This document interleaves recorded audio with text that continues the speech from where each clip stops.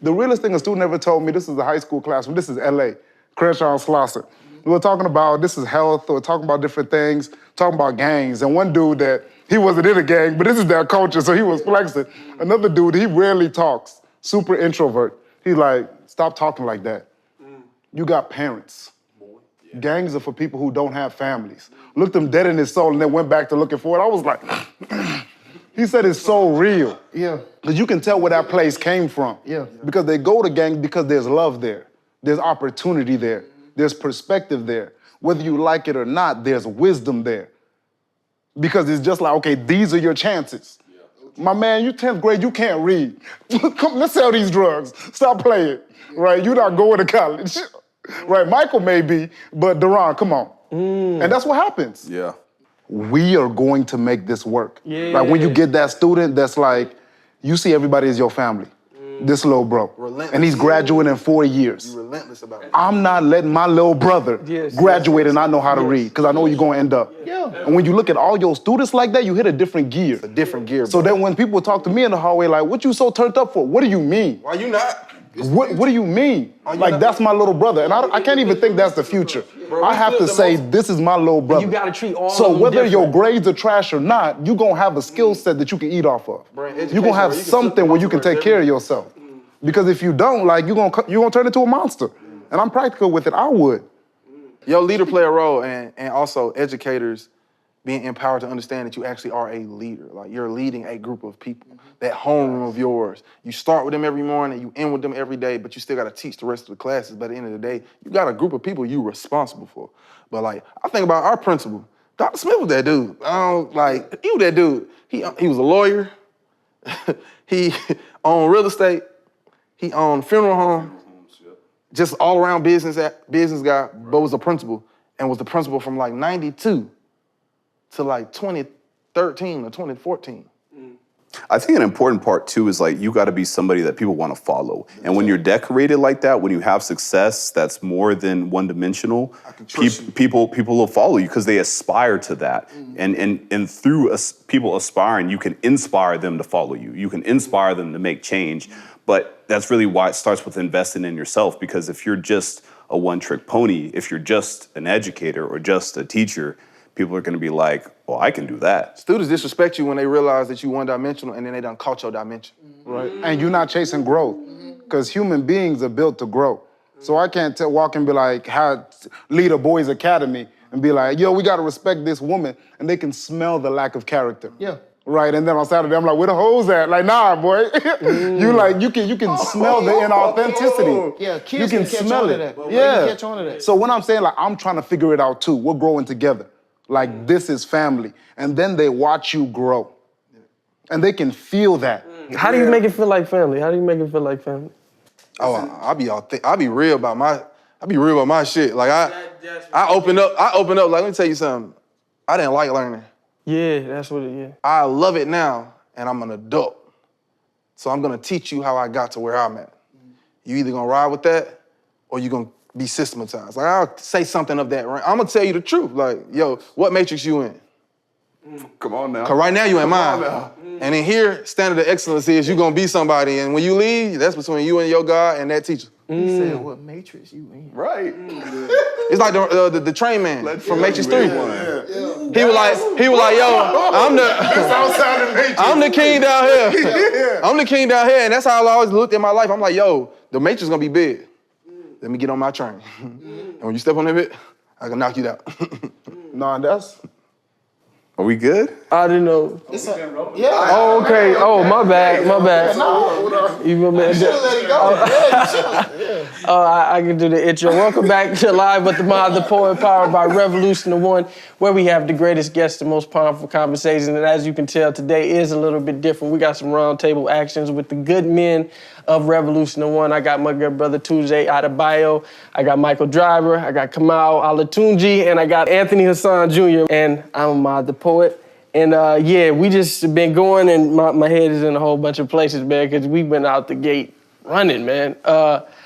First question I have for you guys, I feel like we already in deep water, man, but my first question was, what does Revolution One represent for y'all? Because, I mean, I know a lot of people might see the brand, they might see the content that we put out, some of the different activations and programs that we put on, but what does Revolution of One mean to y'all personally? Man, for me, I think it's like a three-headed dragon for me. I think one is the world is what you see with your own two eyes. So it's like, it's what you technically cultivate. So like the Revolution of One is, I'm in one, like it's my, like this is technically my world for me. Because when I close my eyes, I don't see nobody else's existence. I can see what I can contribute to somebody else's lifetime. So I think Revolution of One really helps people understand the value of, yeah, you're one life, but your one life encompasses other atoms and other sciences and other philosophies and other ideals. And I think about the quote from Batman Begins, Ra's al Ghul told Bruce Wayne, if you make yourself more than just a man, if you devote yourself to an ideal, and if they can't stop you, you become something else entirely, you become legend. So I think that's the same like value of Revolution of One. It's really like, well, what's your legend gonna be? Because, and it's even two things you can think about. You can think the sense of the story legend, or you can think about the legend that you use when you're marking a map. So it's either or, but like, but both factions play a role. Like, what's your legend? Like, what are people seeing when they see the map of your existence? What story are they hearing when they hear this ideal? Because I think the biggest thing about Revolution of One that we do here with this work is you're inspiring somebody else to see for yourself you. Like, do you see you? Because if you don't see you, you done gave something else in this lifetime agency. And once you give somebody else agency over you, you know, you're no longer an agent of change because you can't even change your own life. So don't worry about the bigger picture. Yeah, it makes me think about the youth and just that quote, everything is happening for you, not to you. Yeah. Like, I just feel like the biggest thing, especially when we talking about like inner city schools or just schools in general working with the youth, like how, and this is a question for everybody, like how do we convince those students to feel empowered and feel like everything is happening for them and not to them, you know, because they're stuck in that environment that they can't control, but we're telling them that they have some sort of control, that they have all the control.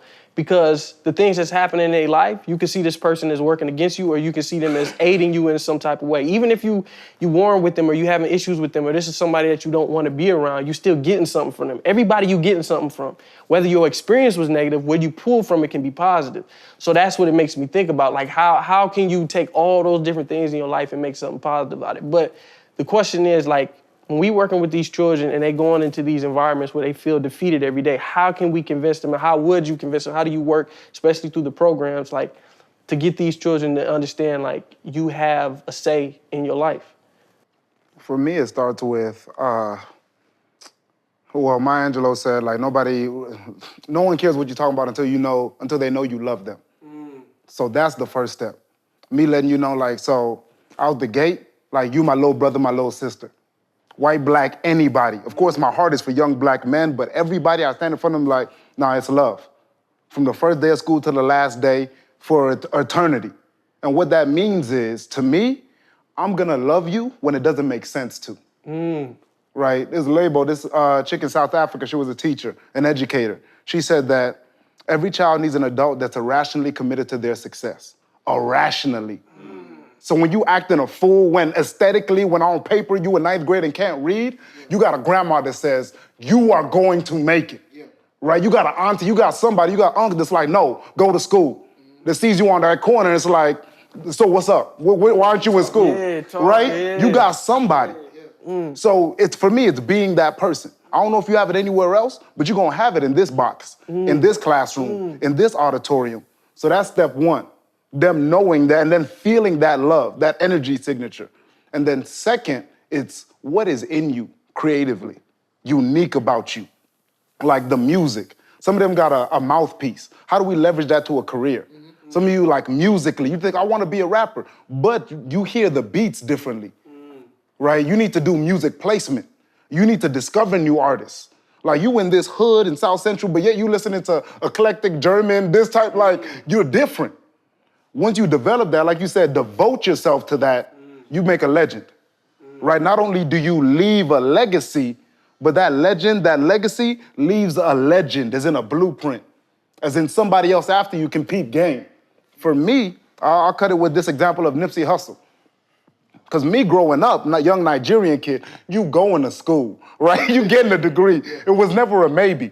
That was my standard. Like, that's what you breathing for. We came here, we sacrificed, like, don't come home without a C. And I didn't.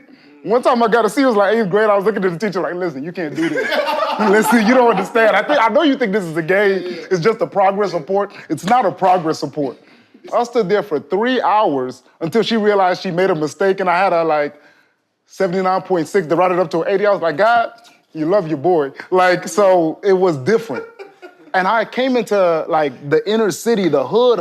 Like I'm teaching high schoolers now. See, for me, it's somewhat similar like that, and it's hard to even say, but a part of it is like, I be feeling like I'm worthy, you know what I'm saying? Like, and a part of it becomes you have to really reflect on yourself, like you ain't worthy till they say you ready to get in the room. It really be like that, or you ready to create the room for yourself. What happened when you say you ready to get into the room? But then the thing is like, what qualifies somebody to come in?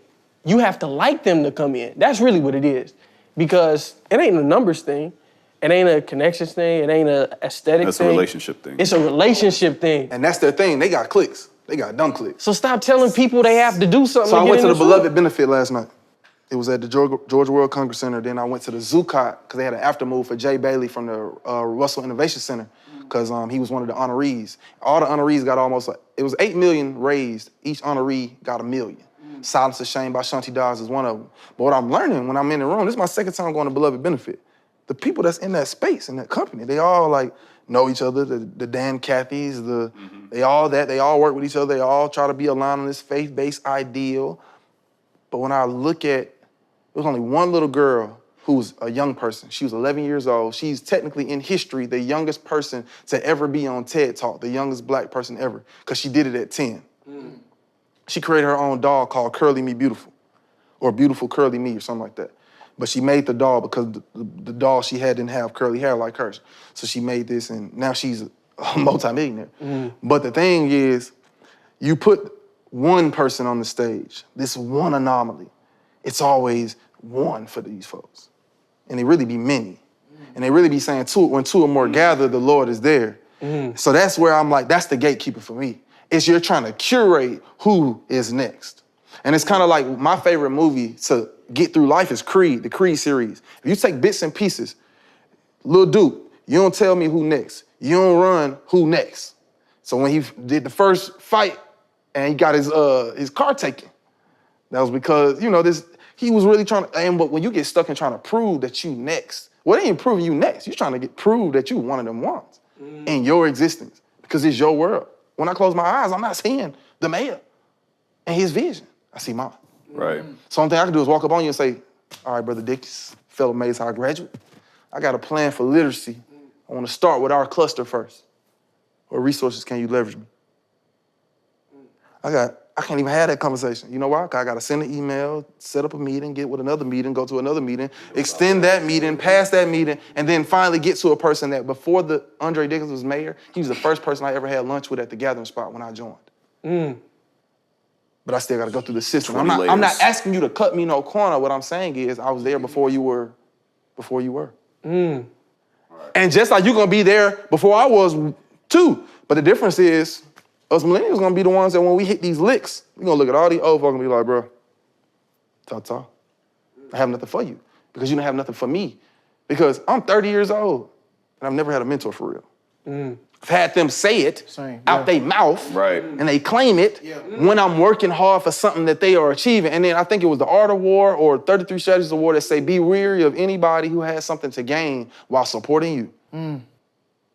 So that's the gatekeeper, bro. Let me pick back up though, because I really liked what Tunji said, and to your question about how do we actually make the impact. I feel like for me, the main thing is putting the right people in front of them. I feel like it's an access problem, and there's a lot of systems in place that kind of weed out the best ones, that weed out the people who have the potential and who have that dog in them to like, no, I'm a force of change. They're not really good for systems, they buck the system, they cause chaos, and systems don't like that, so they kind of weed those people out. But the what I love about the position I'm in with Rev One and the opportunity that I have is that it's like, let's buck the system together, but in a way that's productive. Like, let's put these individuals in here that are not only going to challenge the students to think, but they live it. Like, they're living what they're talking about. Like, they're stand-up individuals themselves. And so they're not going to ask you to go where they haven't gone. They're not going to do things that they haven't challenged themselves on. And so, like, the position of putting the right people to look up to in the school systems, like giving the young people access to those Black men who are really doing it, who are really walking the walk. I feel like in my experience, when I was a young person, like you see glimpses and pieces of the Black men that you aspire to be, but they're not really touchable. They're not tangible. They're not accessible to you. And that's a challenge, you know, like if you can't really see it, then it's hard to believe it. Like just seeing it on a social media or seeing a rapper here or there, like there's not enough relationship, They're you know? not vulnerable. Yeah, you don't see them as human, you see them as something else. And I think when you go into these schools and you touch these students and you talk with them and you're vulnerable with them and you sit in front of them, it's a different level of like believing, because they can see themselves in you, but just your steps ahead. Yeah, I think vulnerability plays a big part, because it's just like sometimes people can still give you the roadmap, but it's just like, you didn't tell me where you failed. You know what I'm saying? You told me how to get there, but you ain't tell me where you failed. Yeah. So when I fail, I feel like I'm on the wrong roadmap. Yeah. Because I failed. You told me that you got up there. You told me it was a straight shot. You should have told me where you failed, so then I know, oh man, I still can get from where I'm at right now to where you sent me, where you directed me to go, because I knew you fell on the way. And that's the biggest thing. Like that's deep. I love that vulnerability. But I also think about Dr. Miles Monroe and how he talked about when you're in a manufacturing plant, the product was already done well before, like the purpose of the product was already done well before it left the manufacturing plant. And that when that product leaves, it's not its job to be thinking about the other products that existed or were created, because we all got the same manufacturer. But at the end of the day, your purpose was pre-done for you well before you left the plant. They got to test you out. And then when they test you, now you're out in the market. But that means the end was already like in mind for you. How you were going to function was in mind for you. So whatever you believe in, if it's God, whatever, like I believe in God, I'm a proponent of it. But irregardless, it's still, whoever your manufacturer is, predetermine what your functions were, what your app capabilities were, how you were going to sustain battery life, how you were going to sustain the test of time. I remember having an iPhone 11 for almost 2.5 years. People had 13s and 12s. I didn't have that. I wasn't tripping. I knew my phone still developed the same apps as you. So I had a cracked product. That's cool. I can use low-key if I get into a tussle. I can swipe that on your face and get out of here. That's you know, my boy. I'm just saying. It's a joke, but in hindsight, if you really think about it, though, it's the idea of the products you have and how you're created and why they exist. Every product has a specific feature. Skills. And God knew that. So there ain't no chosen. You feel me? You were already chose. You left the manufacturing plant, but you got caught up in somebody who created, like Rhodey is a sub like product of UPS. So you got locked in with somebody else who created a sub product of what God gave them, which is your life. The businesses, the nonprofits, all the things you do with your life are sub products of what God already manifested in your existence. I think that's the problem. I think we trying to figure out if we chose. But you've been chose. And that's the thing. Like, people think like, oh, some people do big things, some people do small things. There is no difference. Your thing. Come on. Human beings are built for community, so everything is a domino effect. When you're that person that has emotion, like you can tell how somebody's feeling, and you feel like, I should ask them how their day's going, and you don't, there's a price to be paid. Because you think that, oh, somebody else would do it. Nobody else sees the world like you do. That's what it means to be chosen. You were chosen for that moment in time. Living in your purpose. And you let it pass. And that's something that I let haunt me, that I feel like should haunt all of us. When you see something, you know something calls to you. Sure does. And you let that thing die, you're not the only one that you're letting die. There's somebody else on the end of your failure. So there's a price to be paid for you not creating your system, for you thinking that I'm not chosen. And when we talk about like being made for such a time as this, talking about phones and technology, you've seen more in your hand of the world than future generations would have seen in 10. Based on what's in your hand. Yeah. The only thing you need is focus. If you could, like you said, if you could devote yourself to one thing, it's over with. If you could devote yourself to one thing on social media or on the internet for like, let's call it 7 years. You make that phone your mentor. And saying like, for me, it was, okay, I don't care about laughing, all that is cool, but I'm gonna get these quotes, I'm gonna get these African proverbs, I'm gonna listen to speakers. I'm gonna be cold at this. As Kamal said the other day, and I've been doing this for years, he said, you might be one of the baddest men on the planet with a mic in your hand. I'm like, don't tell me that. Don't tell me that. Because this has been my mentor. Like, and I'm blessed with lots of other people in my life, but what you have in your hand makes you a problem.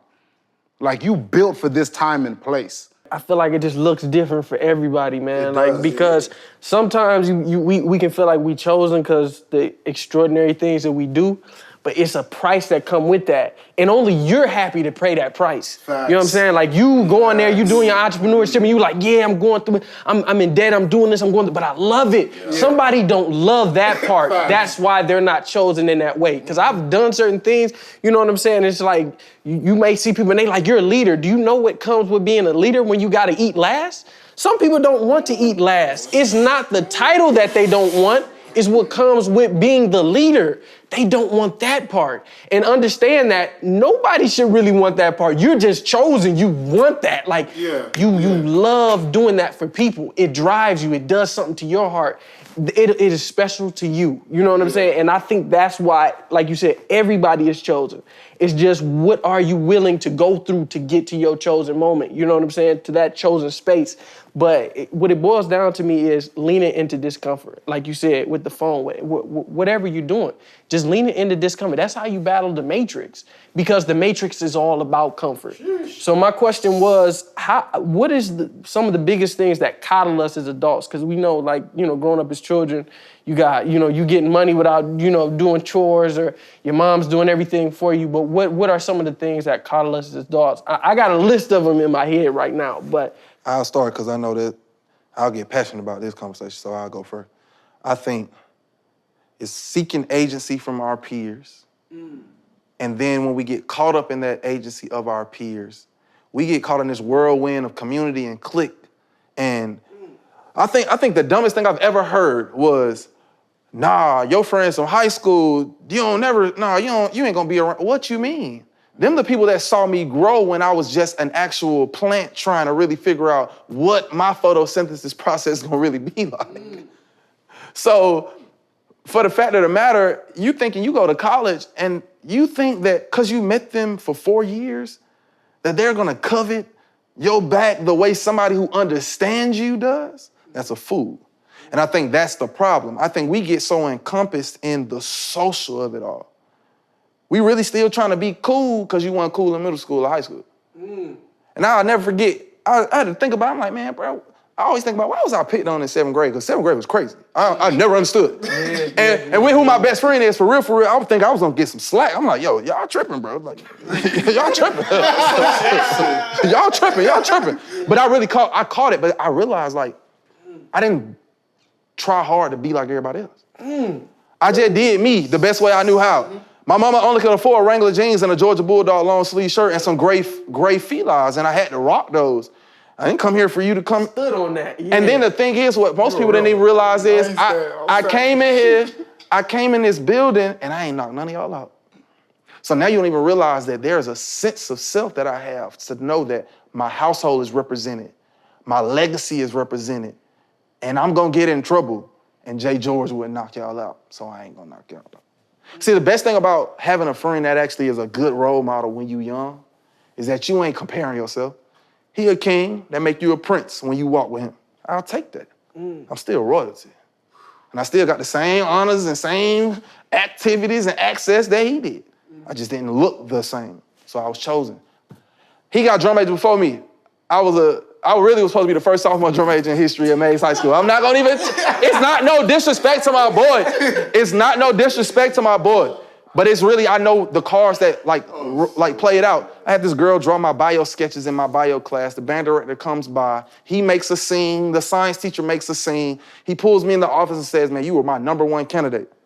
But I thought to myself as an adult now, I'm like, damn, if you would have told me I was the #1 candidate well before I got in trouble, then my pursuit for greatness would even intensify. So then I realized, oh, you leveraged that over my head, but you ain't really care. Because if you really cared and you really wanted me to be the best candidate possible, you'd have set me up to be the best candidate possible. So the best candidate won, because I wasn't ready to be the best candidate. So then I became a drum major my junior year. And it was cool, because it's still my best friend since 3rd grade, and we still told each other we gonna be drum majors. And when we marched in 8th grade, we said this to each other. Then the other people I got drum majors with, we in the back before tryouts, and we like, bro, we gotta make them pick all of us, bro, because it's really gonna be hard. Because I love you. I love LaRon at the time, and George, I love you. So let's make them pick us all. But my point is, it's about how you create community. And that's my point. It's how we create community. And as of right now, the community ain't just crabs in a barrel. It's like folks really want somebody to bow their head to them. Like we in London or something. Like folks really want to think because you got a Maltese, you the queen. No. I would never bow my head to man. I would never give man agency. I only give it to God. And if God gives me a message and say, hey, this man, this woman, and for me, most of my life is these children are your mission. So God makes the plan, I execute. But to answer your question, it's community. It's how we doing community. And we're letting people who are socially and financially fit run our workouts. But they not fit to train you on how to live a life with a whole body and whole mind and whole soul intact. So when I talked about the whole, keynote with Diddy, it's just like, yo, it's only a piece of something I know he can give me, which is he gonna talk about the hype things he's done and how he's done it. He ain't never come to the West Side, so I don't care. My thing, when I think about what you said, that community piece, for me, it's what we value as a community. Right, when I go into African proverbs and all this, especially that term of Ubuntu, I am because we are. There is no me without you. That idea is the thing we value most in the community is you, is you, is you, is you. I can make more money. I can get more cars. I can get jewelry. I can never get another you. I could never get another you. And when we start looking like that and understanding everybody has something to offer, you move different. So I think the hardest thing is, though, like when we talk about diamonds, it takes time. It takes heat, it takes pressure, and the hardest part is its patience. Like we were talking about offline, where you put in so much time, so much skill, so much work, you're like, I'm ready for this door to open now. But it's still another 3 years. And if you're him, that means you can wait those 3 years. This Jordan quote I've been obsessing over, he said from the commercial, like, look me in the eye. I know you're afraid, I'm afraid too. He said, but you're afraid of what I could become. I'm afraid of what I won't become. I have something that is more important than courage. I have patience. I will become what I know I am. And that's the X factor. So when the game starts slowing down and you're patient, I don't have to live there. I don't have to buy that car. I don't have to have this jewelry. You can have that glow regular. You got that glow regular, and then you're a problem. And then that builds communities. Bro, folks told me I would fly my whole fit with $45. Let me chill out. Boy, for being Goodwill. Don't let me go to Goodwill, get a fit, and then somebody give me a compliment. Ooh! That's funny. We was in Target this morning. Kamal was like, I don't even know what I'm gonna wear. I'm like, bro, like you're you. Like it's really simple. I would disagree that it doesn't matter. Like, I think perception does matter.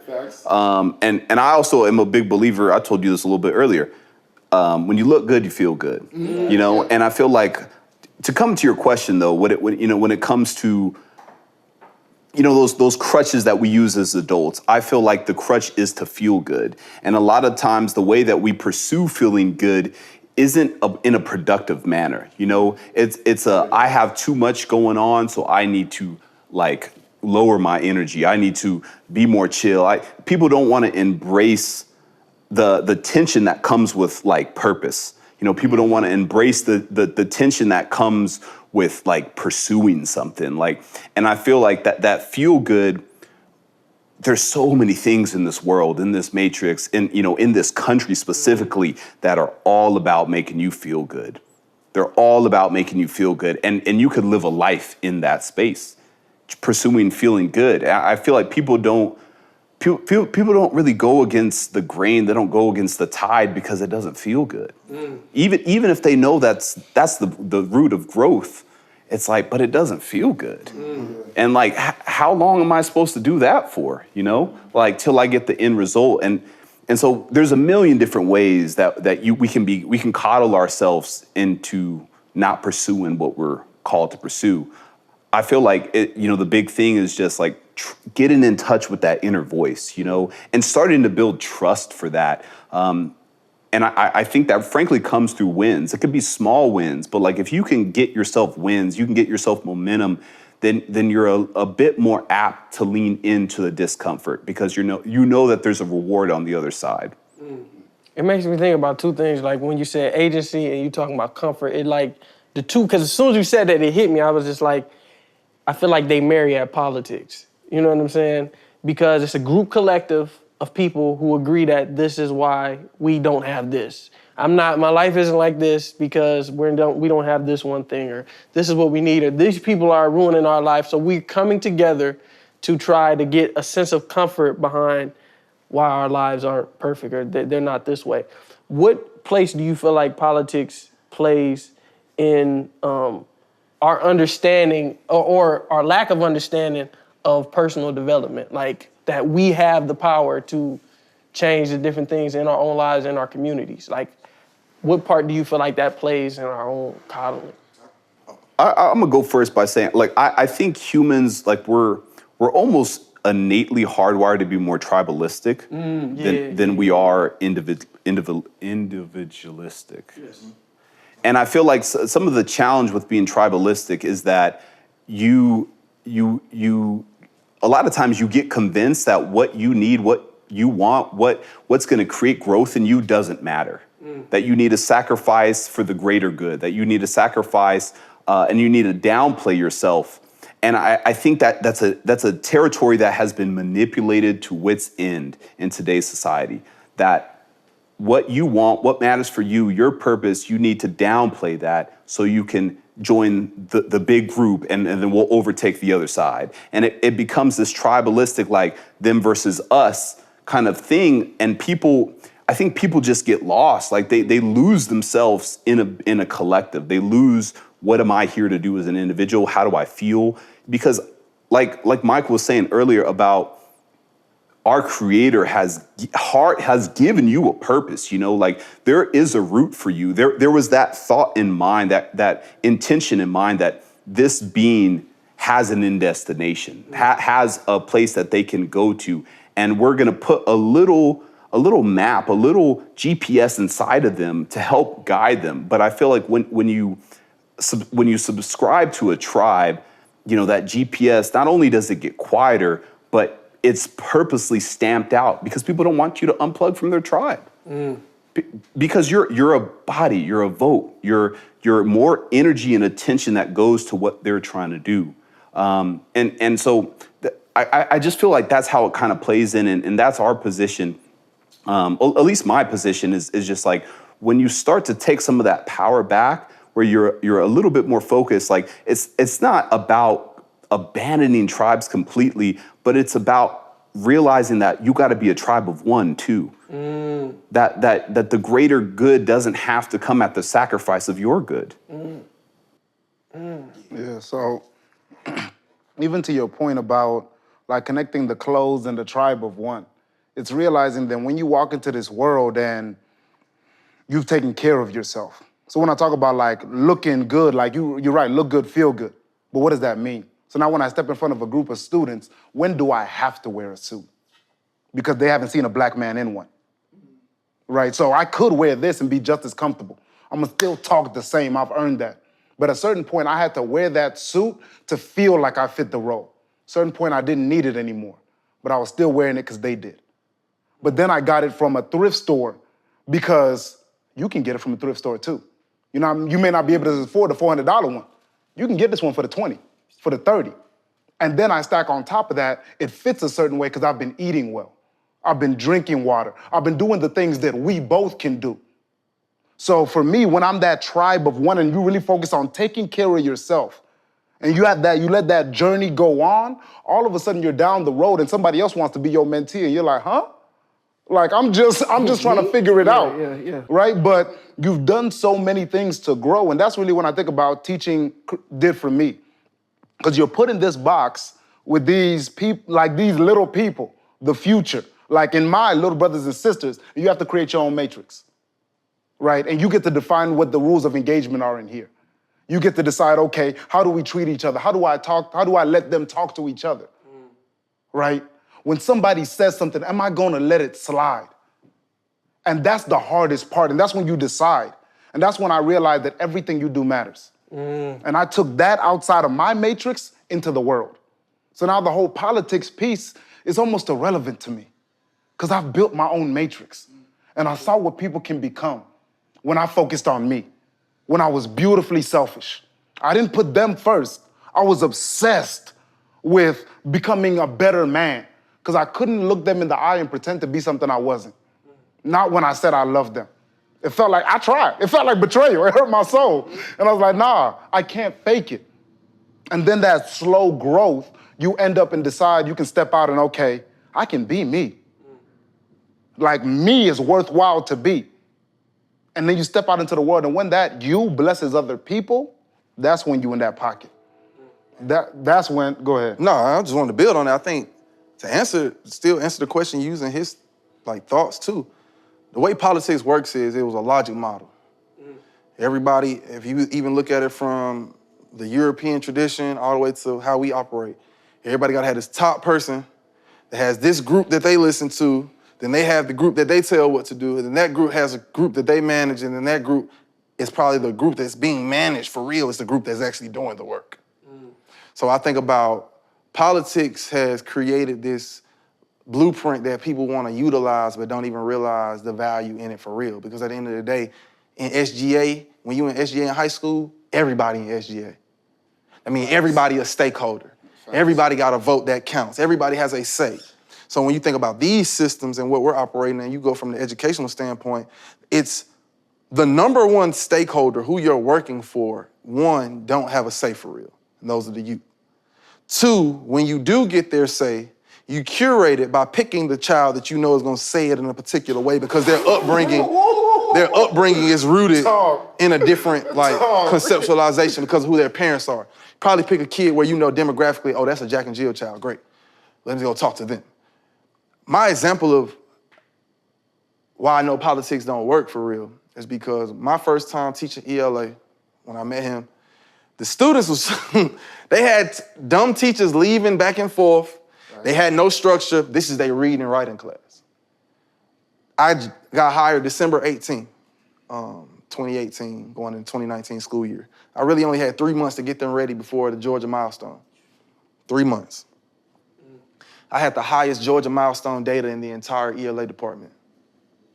And I never taught ELA before, and I only had 3 months. I got in trouble a lot because my instructional coach, you gotta do the lesson plans. You gotta do this. You gotta do this, because everybody else is doing this. All I kept hearing was, everybody else is doing this. Everybody else is doing this. Everybody else is doing this. And I'm like, yo, I feel that, but I got 3 months. And I don't know them folks. And y'all don't know me from Eve. And I'm also working on my doctorate right now. I have a different mindset of what y'all think education could be. Leave me alone. Don't bother me. This is not really what you want. Let me work. And he can tell you, I got in trouble a lot. I got suspended 2 times. Kid broke a plate in the middle of my classroom and let the food hit the floor. I picked him up. He doing all this shucking and jiving, but the camera looked like I let him go. That's fine. I'll take it. Because if I'd have let that young man break this plate, let this food hit the floor, there are other children who I was invested in my leadership was never gonna trust me again. Because they watch me let somebody distort the matrix I promised them. So that's the politics piece. Politics is giving you a logic model to think that everything has to have a hierarchy and that you always got to have this particular leader you listen to and only them, and then they have their subset of people that they follow. I'm with that if I know that the committee wasn't your friends before you got picked. And I'm with that, like for example, Kip Kennery, I'll never forget, the executive director for Metro Atlanta, Kip, became the Kip Foundation CEO. That was a squad. That's a click squad, because the person that came and ran Metro Atlanta worked with Kennery in a closer I'm saying names, but that don't matter. But my point is, it's a big thing when you're doing a political sphere and you're trying to give this orb to everybody to hold. So then your tribal instincts are, I don't like that, so we're gonna make our own little corner. And then when you make that own little corner and you make your own world, but then you start to realize, oh, there are ideals within this circle that I don't agree with. Now you stepping out. Now by the time you stepping out by yourself, you've been conditioned to not do anything at all. And I'm only speaking for myself, telling you what happened to me.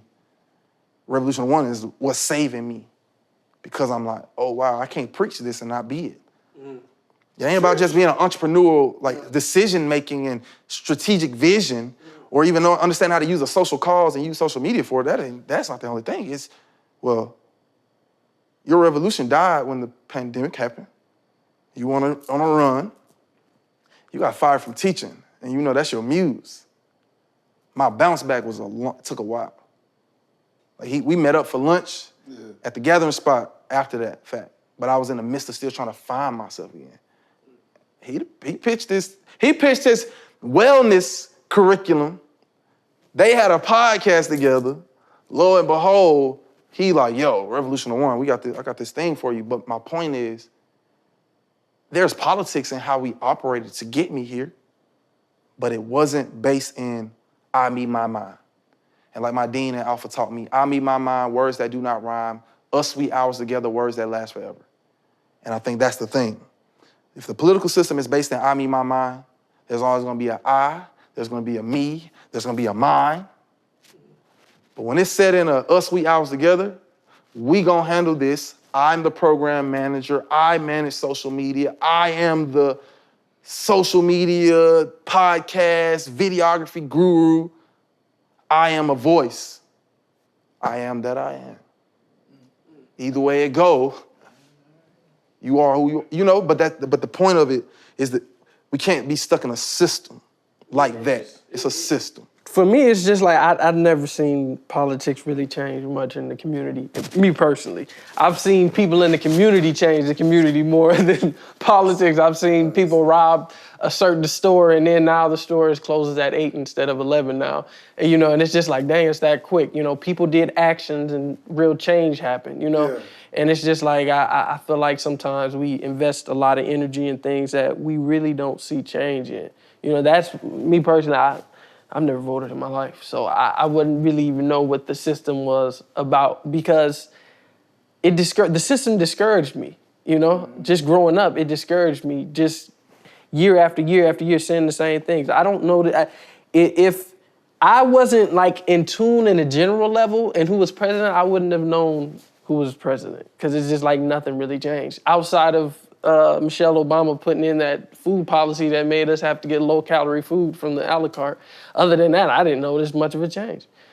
So I just feel like sometimes we buy into systems and we hope, and I know an election cycle is coming up now, and that can kind of get overbearing, because it's just you just want to sell us on it. You want to sell us on it. You want to say, and they always say, this is the one that matters. I could have swore the last one was the most important one. But now this one is the most important one. And then the other two ago, that was the most important one. It was going to end the whole world if we didn't get it right. So it's just after how many times do you understand that the answer was always you, It's fair. I would say one thing, though. Stay local, though. I feel like local is the only time where you'll actually feel it. When you start getting in local work, like the mayor and all, them folks have to talk to you. Yeah. If you call that office, they have to have a conversation with you. Nobody's picking up my trash. Yeah, so you can see that. So I think what happens is we get so broad with the national and I mean, it's an apparatus though. Like, It is, I but mean, I'm just saying, it's but local is in our sphere of control. I feel that. I feel like so much goes into like so much resources go into this. Hundreds of millions of dollars go into the thought, into the rhetoric, into the placement of an ad there's so much resources that goes in, and I think people don't realize that. I feel like they don't even really have a chance because if you're not actively taking that much energy and putting it into yourself, then you're always going to be overtaken by that, because there's so much going into it that was designed to get you at every trick or turn, every issue that you have, there's a policy, there's a procedure, there's a debate we need to have, and there's a time and a place for that. Like I don't even want to make it an evil thing that people can't subscribe to, but I also don't want to villainize the other people who don't see that as a vehicle that they want to subscribe to. Like that energy that you want to harvest and use other places is valuable energy. People wouldn't spend hundreds of millions if it wasn't, but it has real change. There are real implications when utilized correctly. I think it's exactly what you're saying. It's literally, it feels like it's either you do or you don't. It's like, and I feel like it's a middle ground, like you said, go local, and there's a way it's like, okay, this is something that I agree on. And sometimes it even feels like it's like, I have to buy in everything that you're saying, And I kind of like some of what he's saying, and he might not be what my party is supposed to be into, But I kind of like a little bit of that. I kind of like a little bit of this because you're not really thinking about how you feel and what's best for you. You're kind of thinking about what's best for, I don't know, what your party is saying or what you're supposed to be like pushing as far as rhetoric in a collective. So I feel like that was always my biggest takeaway from politics. Just like, I felt like it always had to be one way or the other. Like, it was no middle ground. There was no, like, room to navigate. I like the local. I think so we ain't make the middle. That's why. We not working that. Because we waiting for Superman. I mean, another thing about the political system is it conditions us to always wait on something. Like, I'm not waiting on the military. I'm learning hand-to-hand combat right now. Because I promise you, you come my way with it, I'm an educator, so all I have is patience. So I'm not gonna I'm done with impulse. I done had enough time to train myself on not utilizing impulse. But I'm not gonna let you just come over here and think it's sweet, depending on your means. But that's just hand-to-hand combat. What about nutrition? I do wanna have, when I get my own house, I wanna have my own garden. I wanna grow that stuff. Because if you start looking at what's going on now, look at Walmart and how many people keep posting these videos of that chicken when you put it in vinegar. And it start to string up, yeah, man. So I think it's really about we not working the middle. Most of us be waiting for Superman, like, oh, the military gonna take care of the war. But we've been in war for a long time, locally, socially, and we ain't fought that one. Mentally, so I think, so it's like when you think about it, it's like we can't wait for Superman because Clark Kent doesn't exist. Yeah, that's why the quotes are just flowing through my head. One, you said that like Frederick Douglass, knowledge makes a man unfit to be a slave. So all of a sudden, when you can think for yourself, when you can protect your own body, you don't have to go to a gun as fast because I know I'm him. Not just physically, but mentally, right? I can have a conversation, I can de-escalate. There's no word you can say that could take me there. I'll take me there if it's necessary. But otherwise, I'm at peace right here. So then there's that first piece. And then when I think about the politics piece, the goal is for all of us to be that type of man, in my opinion. That piece that I can take care of me. I can chop it up with you. I don't see you as a threat when you walk up. Because I know who I am. And then like the Barack Obama piece, when you talk about waiting for a savior, he was this guy. And even he said from his mouth, change will not come if we wait for some other person or some other time. We are the change we're waiting for. We are the ones that we seek. He's like, it's not me, it's us. Yeah. I'm just here to say it's us. But we're looking at him like, you're the guy. Us, no, you, because we don't want to do the work. That prompted a question for me. What is masculinity to y'all? What would you say is masculinity? I think it's controlled energy to me. It's controlled energy. I think, there's a bunch of different forms of masculinity, right? Yeah. But the form that I like and that I subscribe to is one that is controlled, that could be chaos, that could be violent, that could be a lot of things. Yeah. That could inflict its will on anything and anybody. But it's how you do that. It's how you channel that energy. That's masculinity. That's a mic drop. That's a mic drop. Woo! I guess I can use a Star Wars reference. Masculinity is either two things: a Padawan trying to determine if it's going to the light side or the dark side, or a great Jedi who knows both. And you choose which way you're gonna swing your lightsaber when you decide what your mission is for that day. So I think that's what it is. It's still a decision. How your masculinity comes off, how it is shaped, how it forms. It's like water. Bruce Lee, be water, my friend. The question is, what container are you putting your masculinity into? And that's the shape it takes. So toxic masculinity is a container. Wholesome masculinity, healing masculinity, whatever you want to name it, is all containers. Yeah. The flow, the water is the word, masculinity. What you're doing with it is where you're pouring it. If you're pouring it into a toxic environment and you picking it back up and then you like, oh yeah, I'm about to go on a road trip. You're going on a road trip with toxic water. So you're gonna be on the road with that. And when you go to the next city, good. You think you out here with the secret stuff, but you're not. You out here with the same energy that you swear you're different from, but you're not because you assimilated, because you didn't choose. And I think that's what education is. Like I forgot the name of the guy who said the quote, but he was saying that education is the object of decision making. And like to truly do education right is to help people decide. Critical thinking. Yeah. So I think that's what it is.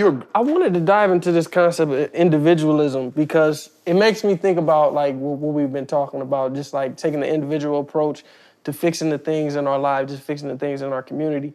But a part of me feels like this individualistic approach has caused a rift in the community. And for, there's so many subsets and we can't come under like a universal umbrella of just love and understanding.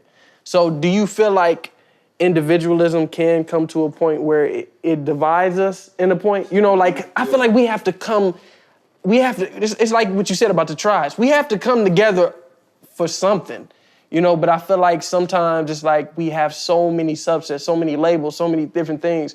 We can't come together under something because it's just like you have to understand this subset, this label, first and foremost, before anything, before we can unite, So, I mean, we aligned anyway. now let me get this out, because to the toxic masculinity piece, I think of a quote that was said of Abraham Lincoln, not by him. He said, just about any man can handle adversity, but if you want to test a man's true character, give him power. And I think that is it. Whenever it gets toxic, because power, you can do whatever you want with it. You can destroy, you can build. My idea of a man, a good man, then a great man, those stages, it's responsibility. That's how I define manhood. Because I was a boy when I was in my own world. And there were all these roles that I was born with that came with responsibilities that I wasn't taking care of. There's responsibilities that come with being a son, that come with being a little brother, come with being an uncle, these things that you're not in control of. That these are your roles, whether you like it or not. No one can take this away from you. I will always be Lola and GT's son. Will I fulfill my roles and that responsibility that comes with that? Will I take care of them like they take care of me? That's a question. And I believe you become a good man when you handle business in your roles. Right? I'm taking care of my mom, my sisters, wife, kids, these different things, girlfriend, these different things that you have, you're doing right by them. And then you become a great man when it extends outside your household. Now, when the way you operate for your household individually, that individualism, now my neighborhood eating. And it starts off small. I have to take care of myself first. I have to eat a certain way. I have to think a certain way. I have to treat my body a certain way. I can't let certain things into my mind. I can't worry about politics at the stage I'm at. I'm not great. Maybe when I'm dictating the whole neighborhood based on how I'm living, maybe I worry about it then. Right now, when I'm speaking for myself, I could care less because I'm not there yet. I'm not. I don't have the brain capacity. They can't have my energy. When I get to being a good man, because I'm not even there yet. I'm not there yet. And it's hard to say that, but it's the truth. Once my mom is taken care of, Once my sisters, I know they're good. Now I can step outside my household. Now I'm a problem. And to me, that's manhood. That responsibility, going from that hard place, I gotta take care of me. Right? I can't even tell myself not to eat that cupcake and I'm not gonna eat it. Right? Let me win that battle first.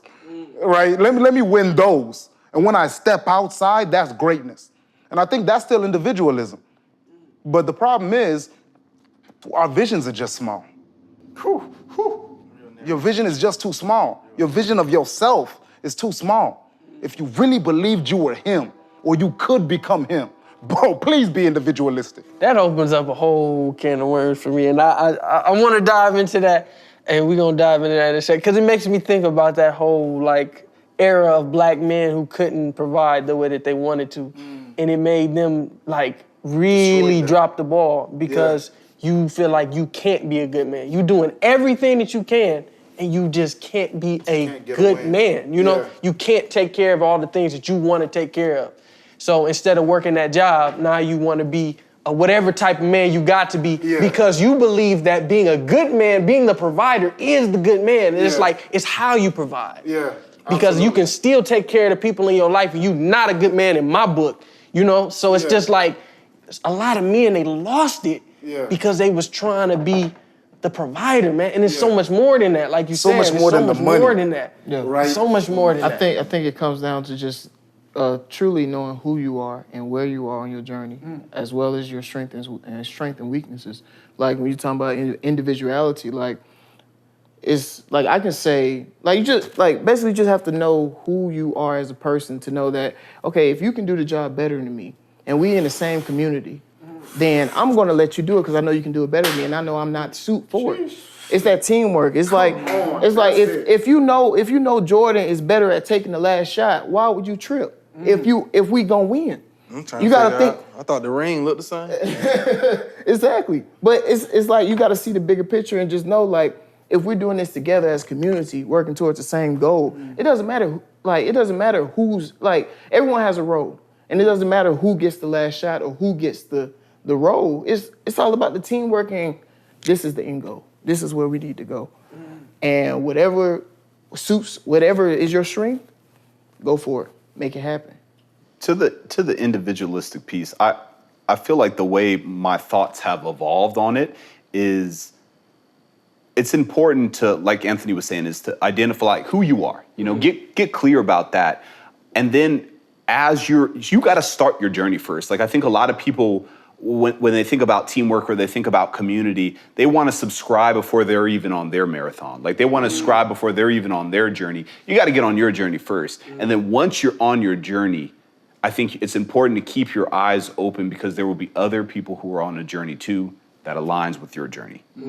But you don't wait for that alignment. You got to get started first and then you find alignment. And then once you have alignment, oh my God.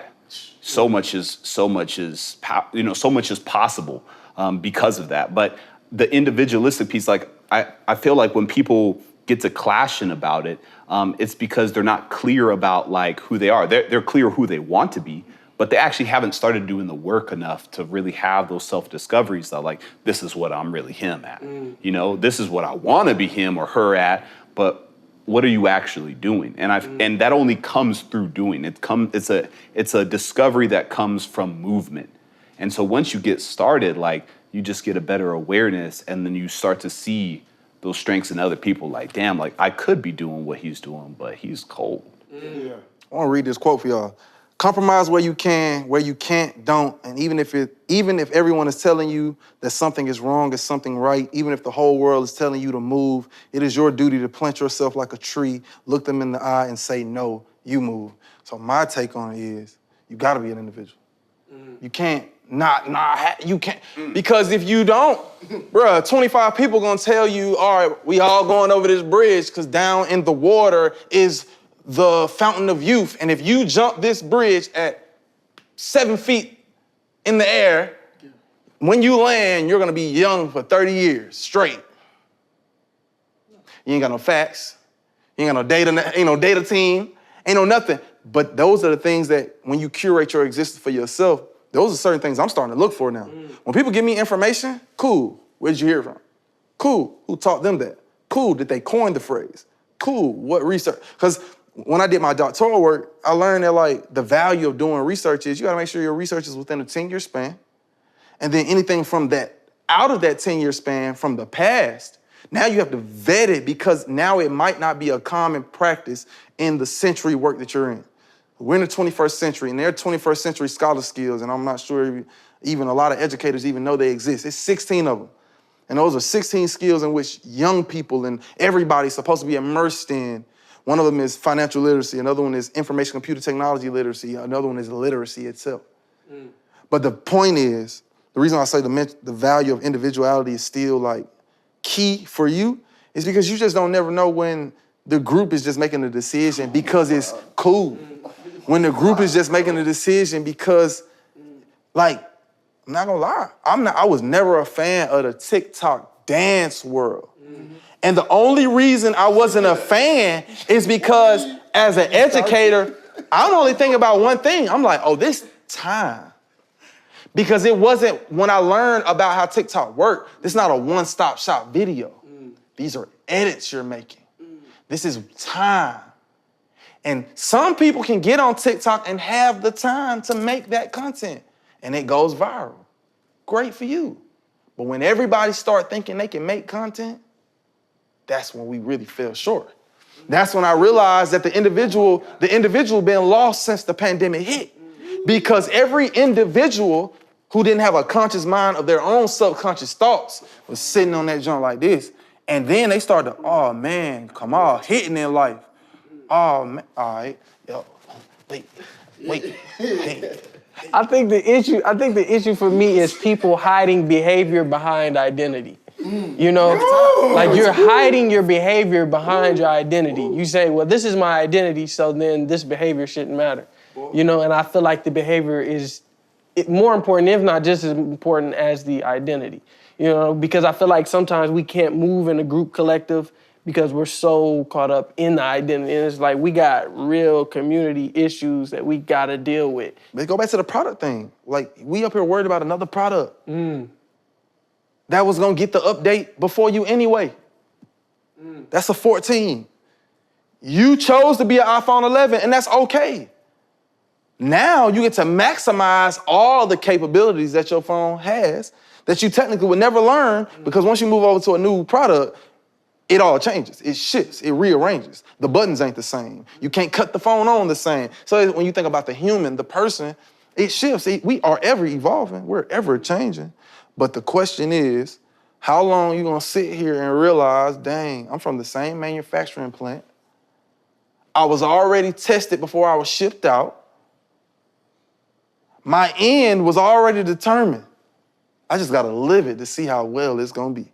One of the things you said that stood out to me, though, is the uncompromisingness. I feel like that's so important to hold down individuality, to stand 10 toes down when everything else is shifting around you. And I feel like that comes really from knowing values, having things that you stand on as an individual. Like, just because we're homeboys doesn't mean we're gonna have all the same values, you know? And that's important. Like, I don't need to adopt everything just because we're homeboys, you know, or just because we're Revolution One. Like, all of us are gonna have individual values. If we have enough values that they align, then we on a team, you know, we can move in the same direction. But I would never dare ask none of y'all to compromise your values, to not stand on or to adopt mine, you know, because that's not true individuality. Like that's collective thinking. That's when people get lost, is that, like, you know, this is no longer like things that I feel or I believe. I'm kind of questioning them, so I'm just gonna go with what they're telling me to believe because they're promising me an end result. Like that, me believing this is gonna get me somewhere else.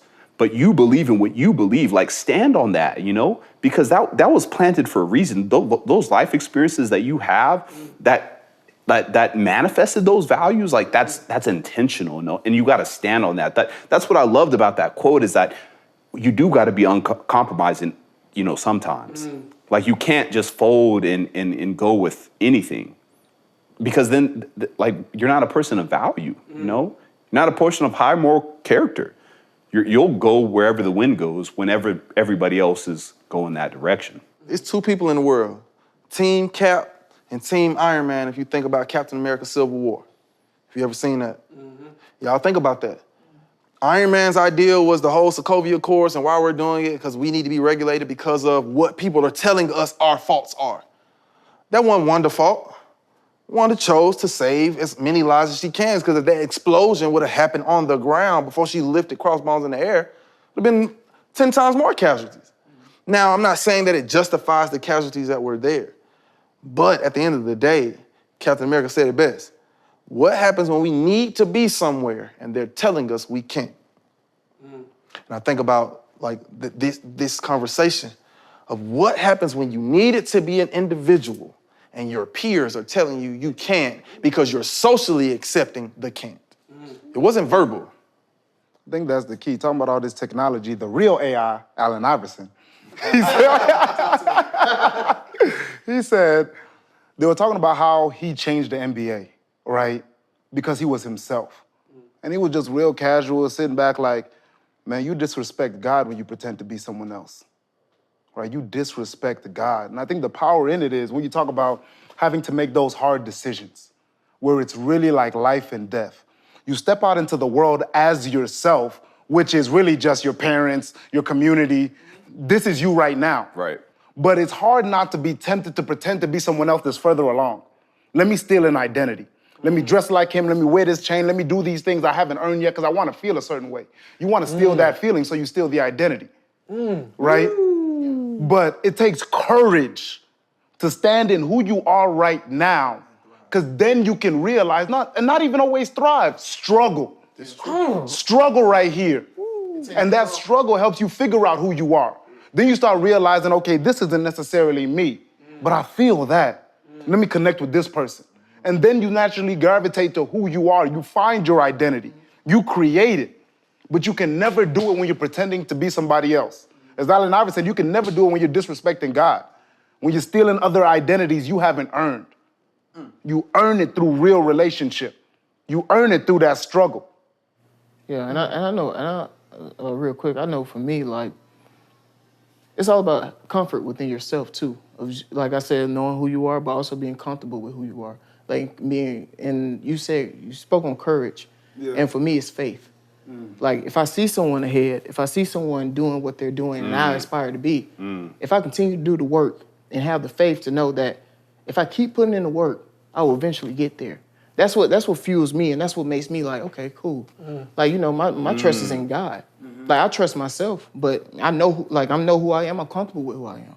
But my trust, my faith, I know God will get me there if I keep putting in the work. And I say keep putting in the work, and especially with your craft, with your skill sets, but also with put in the work with yourself. Like, that's the key. Like, have those hard conversations where, like, oh, you need to step it up. Tighten up. Yeah, you need to, like, I feel in the awareness, like, you need to have the awareness to just know, okay, boom, if I keep putting in the work, I'll get there. And what's so beautiful about that is, you talk about having faith and the courage to when that moment comes. Because this is what I've realized as well. You think you have the world figured out, and you've been standing 10 toes down on something like Malcolm X, right? And then you reach a point in your life where you're like, I've been lied to. And I've been lied to, and I've preached this to the world with my soul. With my soul. Am I going to continue to grow? Or is it too much pain to break myself? To break myself down and say, okay, I've made a mistake, stand in front of your brothers, your people, and say, this is not who I am anymore. I've learned, and I gotta move forward. And not everybody's going with you. I evolved. Not everybody's gonna choose to break themselves down, to crumble and continue to grow. Right? TK said that. Shout out the guy TK. He said, come on, now it's love. Yeah. He said, extinction is the price you pay for evolution. A version of you has to die. And so many people, that's when we talk about everybody can't go with you, because everybody's not willing to kill that version of themselves. Because it's hard. It's hard. Them screams. Not everyone willing to break the matrix. Right? You've been thinking this way for 20, 30 years, and now you realize this ain't it. Or this is small. Or this is lie. Yeah. Right? It's really like, when we talk about Phoenix, setting yourself on fire mentally. You gotta go into this closet and be like, okay, like, you have to restructure your brain. Think about how that sounds. You really are doing that. Yeah. And that's why people end up going into their own little shells and everything. But it's so easy to not, like, nah, let me pick up this identity back on and go back to living. It's safer. Right? It's safer. It's safer. Swaggier, And then we can all it's pretend cooler. together. Because we all putting on the show together, let's keep putting on the show. But really, to be yourself, at certain points, over and over again, I think it was Friedrich Nietzsche, he said, it's a huge price you pay for immortality. Like constant death or something like that is the price you pay for immortality. To get to keep growing, to be alive in life, to get to like expand, to me, be a great man. Because the more you grow, the more you're able to help people. The more like resources, the more it comes naturally when I didn't chase it. Now it's like, okay, somebody has an opportunity. Oh, Michael, you him. Rev 1, like, put me on. Let me put you on. Like, who's next? Everybody eats. Because you've been him. You doing your journey. It's not, I didn't make you him. God just brought you into my life and we're able to see that humility of like, no, you that guy. Step into the space. Even if he's like, and it crossed my mind too, like, no, Michael Cole, like I knew about the test scores too. 3 months, I stepped into his classroom too. I'm like, that's a bad man. He might be better than me. So be it. So be it. And I ain't even think that. I'm trying to be like Tunji because he would have teacher that everybody loved in the school. I'm trying to be Tunji. But that's the beautiful thing about his it. spot. Y'all fueling each other, and just like like you could be unaware about it, like just knowing, but just the fact that you're setting your purpose, and not even knowing that y'all fueling each other to Everybody even get loved better. him. I had to get that. I was like, oh nah. If whoever the students love, if you gonna be like somebody in a school, it better be that person because they trust them. Yeah. Sheesh. That's real. Yeah. If you trying to be like the principal, it's dead. The principal ain't got no trust. I wanted to bring it full circle on a personal level because I have some personal questions to end us off. I wanted to ask y'all, brothers, what's the toughest question for y'all to answer, and what is the toughest question for y'all to ask in life? True. The toughest question for me to answer right now is when you actually gonna start applying what it's not even adults been telling me. I've heard that I was the GOAT from kids more than any adult. And I think because of that expectation that they have, and I know they the future, I take it so delicate and I really believe it, but I'm scared of it. So it's really when am I gonna actually be the GOAT that these children believe in? And then it was the children that made me realize GOAT for me is not the greatest of all time. I can't take away from nobody else's time on this earth, but I can be the greatest of all the time I have. So therefore, I'm not the GOAT, but I am the GOAT of my existence. And so it's now when am I going to shine and stop being afraid to use the light that I've been given? I'm a Mason. I'm an Alpha. Both teach you about the light of the world, but I barely cut the switch on because I had to deal with the reprimand of trying to be me in a world that, well, you ain't Jay George, but you ain't cool like them, but you in the middle. We don't really know what you are. So we just gonna disrespect you because it fits. But then I internalize it, and I keep internalizing to the point I'm conditioning myself to where it was only moving to New York where I'm like, oh, nah, y'all not gonna try me. I'm from the South. Y'all already know up here in New York, y'all think we done, so I gotta show y'all. But then it created a notion of proving. So now it's a two-part question. It's like, when are you gonna shine and let your light shine, but when are you gonna do it without validation?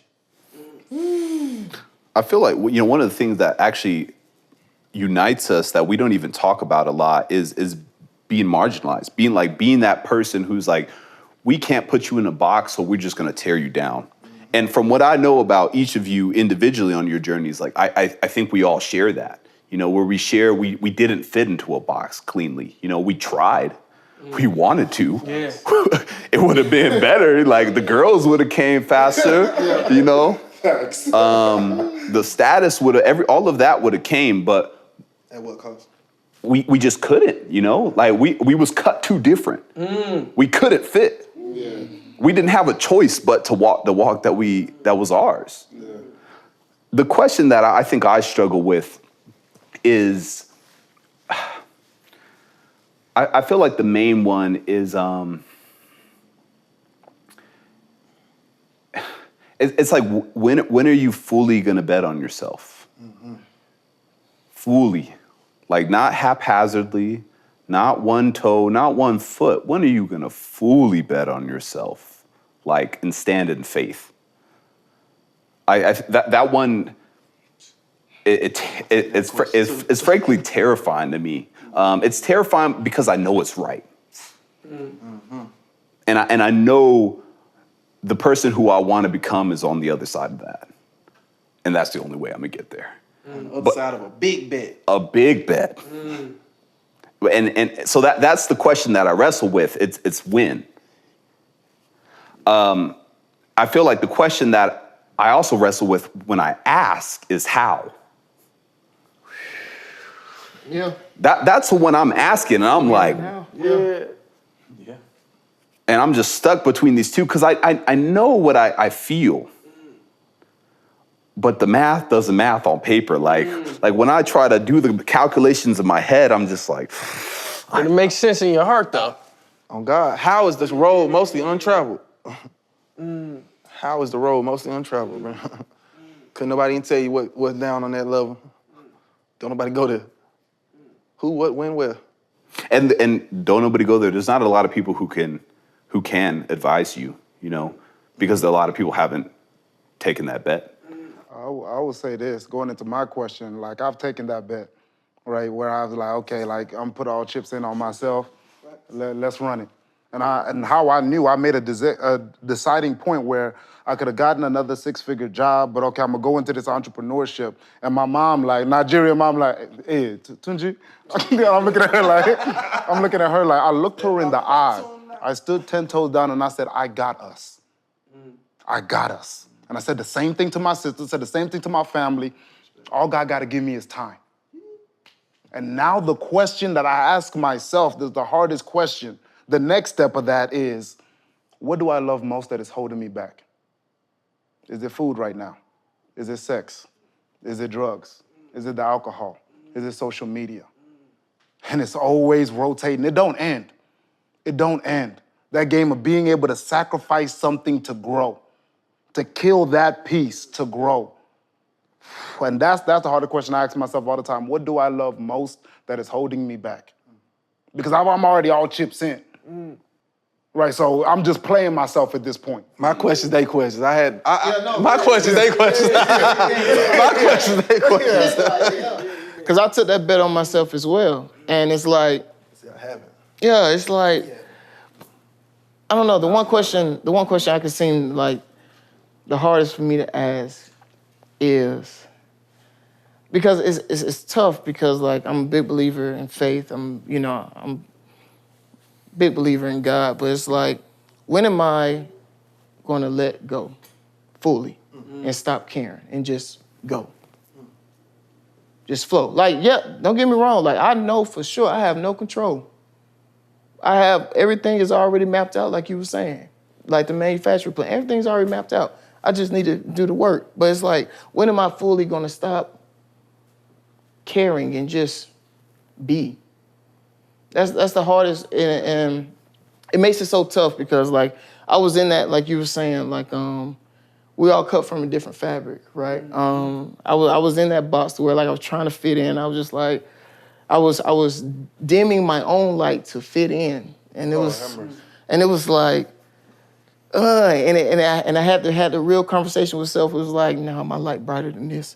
I got much more. I got. It don't feel good. It don't feel good. It's like, no, this ain't it. It's like, this ain't what life's supposed to be. I got so much more to do, and I'm having like Michael said, like all the questions that y'all said is like resonating with me, hitting with me. But the one tough question that to ask is like, well, to ask, I can't get that yet, but to answer is just like, when am I gonna let go fully and not care and just be almost in like, because being a creative as well is like you almost in your own creative world, and it's like you want people to like your creativity. Like you want people to like the things that you create. Everything that you create, you want people to boom. Like having a clothing brand, designing merch, you want people to love it. Yeah. And it's like you get so stuck in your head to where like, are people really gonna like this? Yeah. Is this really good? Is this really my best work? And it's like I care too much. I'm a big overthinker. I'm a big overthinker. So that's another, like, when I'm gonna stop overthinking? Like, just be. Like, and it's like, it's a journey. It's a journey. It's a tough journey, but it's just like, just learning how to just be. I think for all of us though, it's the immediate sphere of influence, and I think that immediate circle we be in, those are the people we thinking about for the product. And I feel like it's the point when I start seeing his TikTok take off. I'm not on TikTok, but I check the numbers. Is you boldly started to like not worry about your sphere anymore. Yeah. Because your first set of views was only your sphere. Yeah. But at some point you did let go. Yeah. And I think that's, I don't know if, but for me right now, I know for a fact that it's just my sphere. And then my sphere ain't even my dedicated audience. That's just my peers. The people that's gonna be eating up my content are my students. My first set of fifth graders that I ever taught are freshmen in college right now. Wow. The ninth graders that I taught are now juniors in college. My first babies are 22. You feel me? Mm-hmm. And then when my internship, the people that I taught when I was teaching internship in 2014, bro, they grown. Yeah. So it's like, my sphere of influence, I get too engulfed in my peers, and then my peers' peers believe in me. Jay George, Dexter East, Brandon Trammell, Gregory Eason, and then them folks eating in a whole nother way. Vice President on Wall Street, or assistant vice president on Wall Street, doctor with another doctor as a wife, engineer with a school psychologist and counselor as his wife. Now, Greg going to get his MBA, wife a lawyer. They say you the sum of the company you keep, then I knew I was a big digit. I'm a big digit. But I think still though, I didn't even give that sphere more agency than I gave it to people who I'm like, yo, why you trying me, bro? To me, you lame. And I think because I think you lame, I gotta feel like I gotta boss up on you because I really like to go tackle the unrighteous. I love the people that pick on people. I love to fight with you. And I love the people that think that your social everything is better than our high school is a terrible place for. It has a terrible habit. And I think the thing is, some people are like, oh, you still talk about high school? No, but the crazier part is, it was a ground zero for learning. Social learning about how you're gonna maneuver this world. I knew that I could do some things because I did it at Mays. And if I could get people who I knew hated me, I'm talking about didn't like me. Yeah. I'm talking about didn't like me. But you respected the craft of, Cosby technically was the first president of the high school fraternity called Benjamin Elijah Man of Business. I helped curate it. See, I organized it. Somebody else became the president of it, but I was the one that worked with our history teacher. The drum major routines, I'm at home practicing them jumps, making them at the crib. But the point was, I got engulfed in sphere of influence and not what God gave me to hold me. And my brothers ain't never made me feel less than as a man. Never. And I just wanted to throw mine in this week. But yeah, I think for me personally, it was always this concept of competition. So I didn't like competing with certain things because it meant that I had to be something better, And it was a hard concept for me to face because it means that I wasn't good enough to begin with. That's kind of how I perceived it, that I had to compete, that I had to be better. I wanted to, and it's kind of the concept that we speak on already, like you wanted to be something different because you can't fit into this environment. So now I have to compete and become something that can, survive under this heat. That you not really are. And I'm mad that I had to become that rock that to survive this heat because I just wanted to be, what I came in. But I think the toughest question for me is why do you still want apologies from people that you defeated? From issues that you defeated, why do you still care for those apologies? You've defeated those words, those sayings, everything. You beat it on all levels. but you still want somebody like, man, why did you make me do that? Why did you make me defeat y'all? After I defeated all my competition, and I still want you guys to explain why you made me defeat y'all. Why did you even challenge me in the first place? I'm trying to be seen by somebody who lay on the ground defeated. You know? No, explain yourself. You know, like that is the toughest question for me to answer, because I'm like, you know, like why does it still matter? But last question, because I know we wrapping this up. But before that one, I do want to just add to the what, because I really felt an emotion when the question came to me. The question is hard for you to ask. And I think it's really important for other black men. The one for me is, like, I can't get there without you. I need your help. Right? Because that's a question. I don't know how you're going to respond. And stack that on top of, I looked my mama in the face and I said, I got us. And now I'm saying to you, I can't get there without you. I need you. I've never felt that vulnerable in my life. Never in my life that exposed. Because I was in control of everything. I bet all chips on me. And then when I started asking for some of your chips, because I don't have enough still. To this day. And I've only said it once, and I know I'm gonna have to say it more times. Because someone said you can't be great when you're doing it all yourself. It's not greatness. It's still small. That G still stand for God. woo, it make you rethink betting all that chips when you got to ask for somebody else's. And it was like, yeah, I did it with the right intention. I wasn't scared to bet at all, but like, dang, man, it make people question you betting it all because you had to ask for more chips. Like, that's deep, man. That's deep. Like Ava did already when she was saying how like I make smaller films, so I live a smaller film budget life right now. Yeah. But she don't really have to live that life because Selma definitely hit. Yeah. A Wrinkle in Time hit. But she ain't look at it like, oh, these products that I created hit. I make smaller films. And I think that's where that's how she got it. I think that's how that plays in what you're saying. Yeah, and even that, like going back to that Jordan code, I have courage, but more importantly, I have patience. So it took courage to put all my chips in. And it took courage to ask you for yours. What hurts even more is when that person says no and they don't give you your chips. And now I gotta ask you. To that patience to stay exposed, to that continued courage. Because you're gonna get these no's. And my chips are all the way in, and your soul breaking out here. Right? That humility to be like, help, no. Jesus Christ, help, no. I don't know how many no's I can take. And then I don't put a no on it, because when I hit those level of no's, okay, I'm free. Let me put my chips back and get this job. And hop back in the Matrix. It's like I bet all the chips for us, and you can't even just put 2 in there, and I bet all of them for us. Give me 5 chips. And you can't give even me 5 chips, right? But when that yes hits, that's the difference. But my last question was for the circle, man. What's the most? I was gonna say for as a man, but just as a person, what's the most revolutionary thing you can do? Bet on yourself. I think trust yourself. Be yourself. Be yourself, but it definitely has to do with self. I'll quote the great Nipsey Hussle. He said he read somewhere, the greatest human act is to inspire. And then I looked up inspire. It comes from the word inspirare, which means to breathe life into. To move somebody to action through supernatural, like something supernatural. So that means Kobe's playing basketball. Now all of a sudden I wanna write a poem, right? Somebody's writing a poem and all of a sudden I wanna go study to be a neurologist. Somebody's being a neurologist. So by you said like that's self.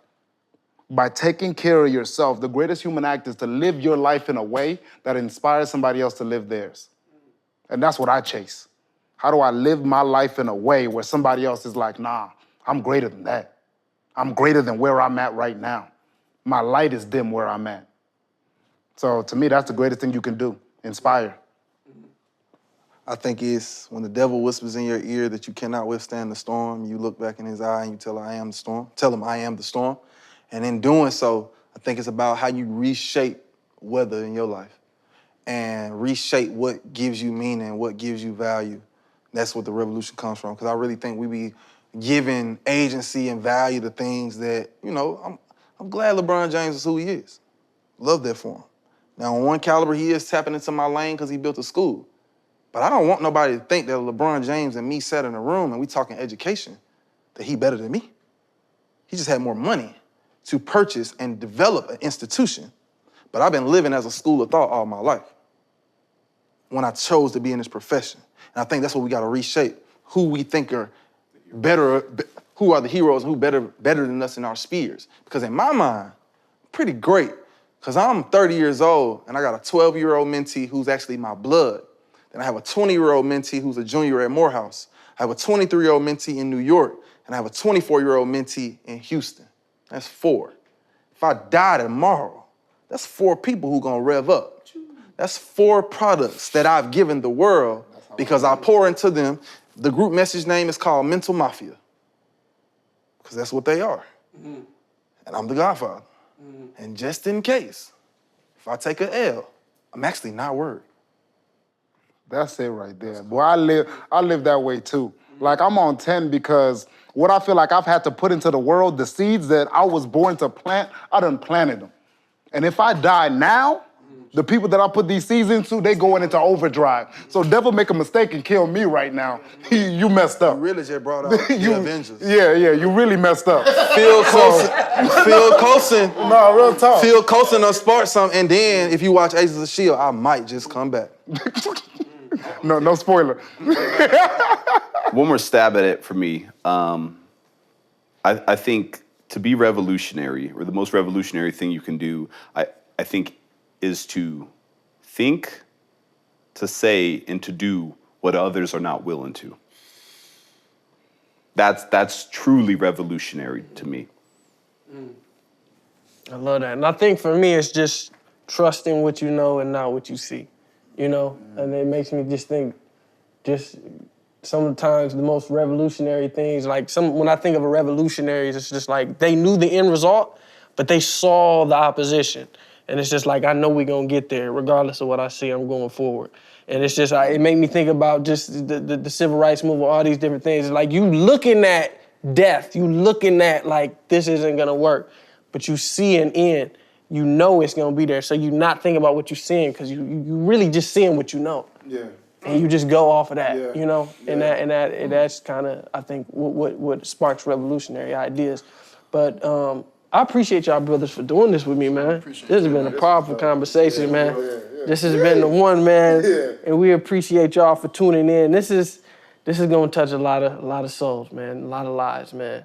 And hope y'all tune in for the next one. This has been one-on-one with live with Ahmad the Poet. I got my good brother Tunchi, got my good brother Michael, got Kamal and Anthony. I'm Ahmad the Poet.